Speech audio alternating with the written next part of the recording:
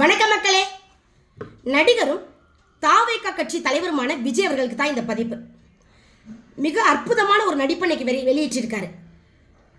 பள்ளி குழந்தைகளுக்கு பாராட்டு விழா அப்படின்ற போர்வையில் மிக அற்புதமாக அரசியல் மேடையாக்கியிருக்காரு. அதை வாக்கு சேகரிச்சிருக்காரு. பிள்ளைங்க கிட்ட என்ன சொல்றாரு அப்படின்னா, நீட் ஒரு பொருட்டல்ல, அதெல்லாம் முக்கியம் கிடையாது, அதை தவிர்த்து உங்கள் வீட்டில் பெரியவங்கள ஓட்டு போட சொல்லுங்க, ஜனநாயக கடமையை ஆற்ற சொல்லுங்க அப்படின்னு ஓட்டு சேகரிச்சிருக்கீங்க. அதிகமான மார்க் எடுத்த பிள்ளைங்களுக்கு வைரத்தோடையதற்கு நல்ல உயர்கல்வி கட்டணத்தை நீங்கள் செலுத்தியிருக்கலாம்.